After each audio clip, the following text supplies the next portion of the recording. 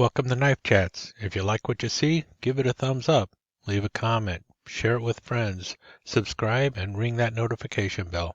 Thank you.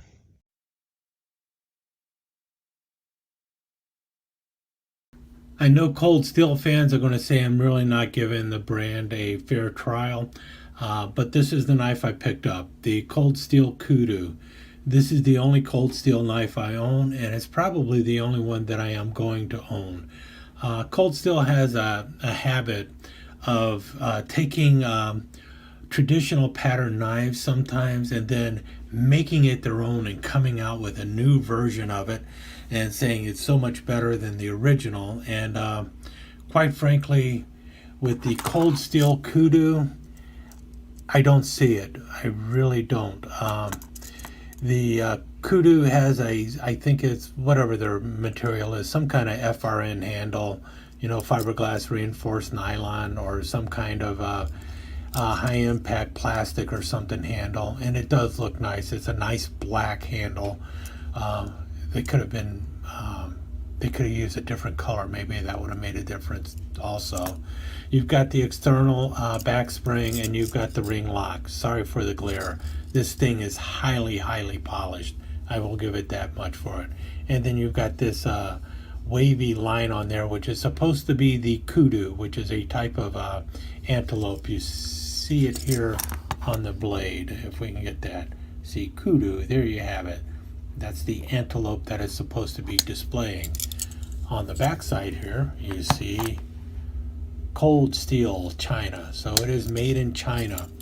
The steel used, I believe, is 4116, a German steel, a stainless steel out of Germany that I believe is equivalent to about a 440C. That's what I've heard before.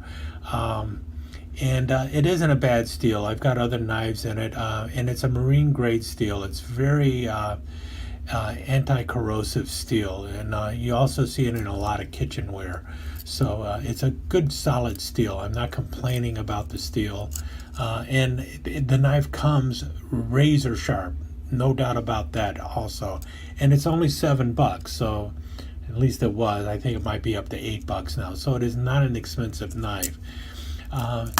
Compare that to the original Okapi.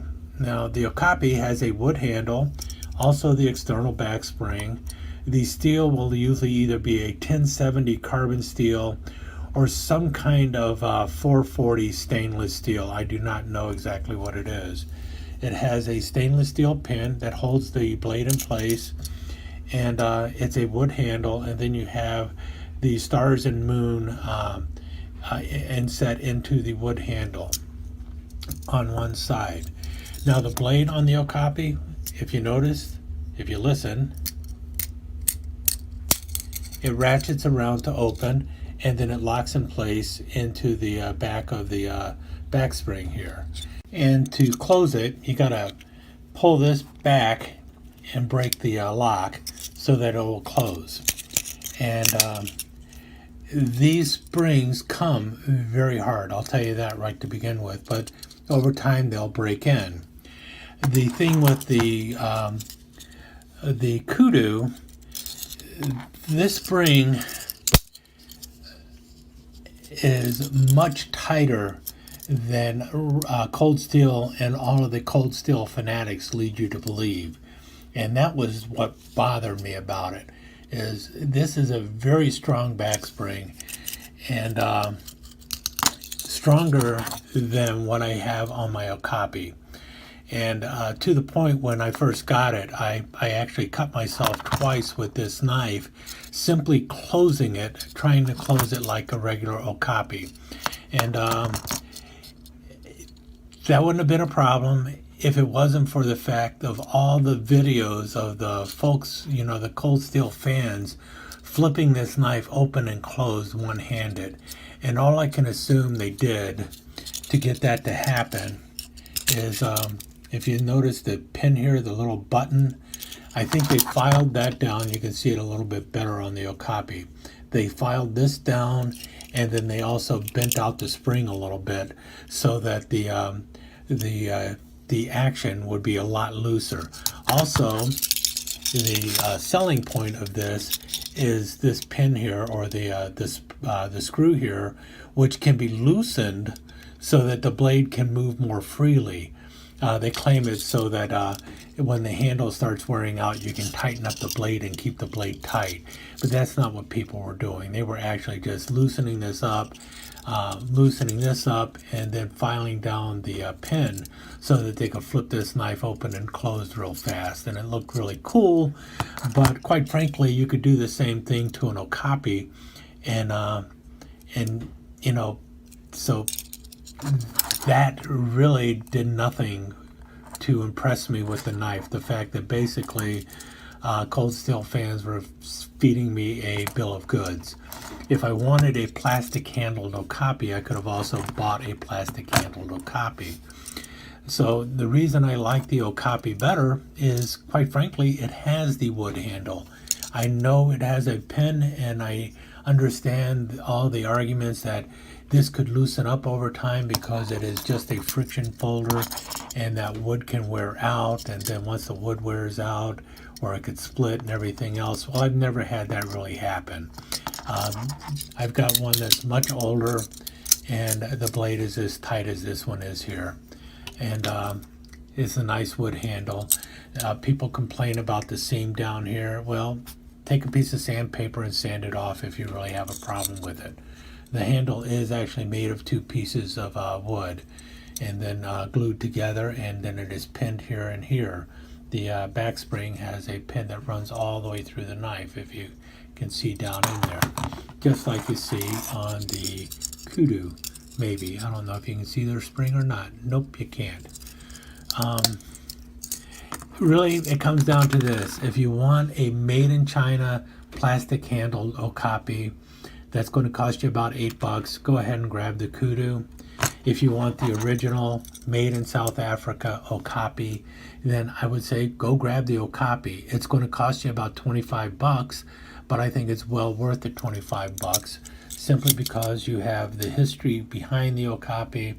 You've got the wonderful, this is actually stamped into the blade. It's not, you can actually rub your fingers over it, see it. It says made in South Africa Okapi.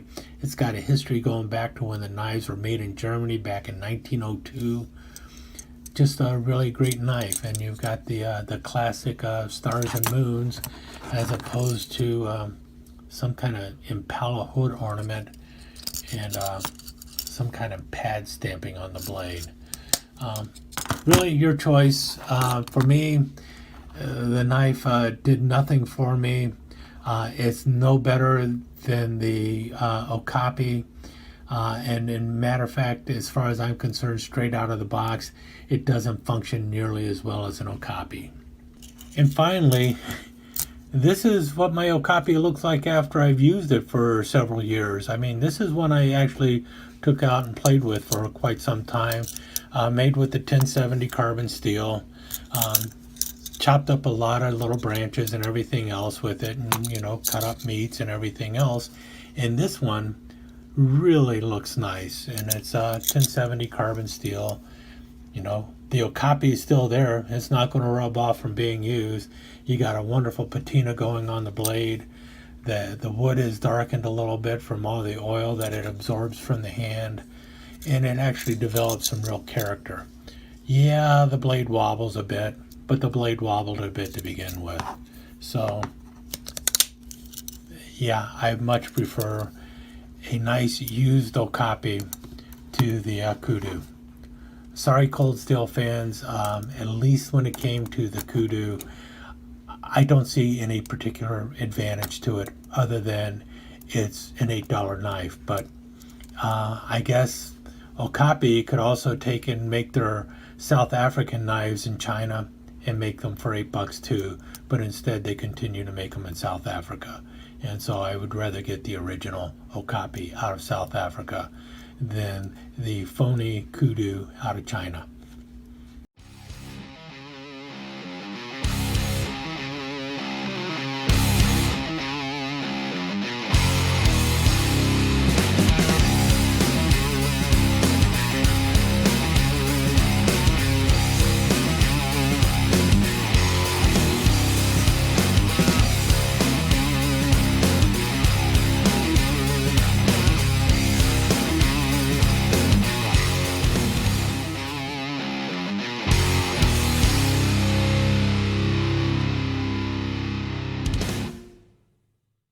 Thank you for visiting Knife Chats. I hope you enjoyed your time here.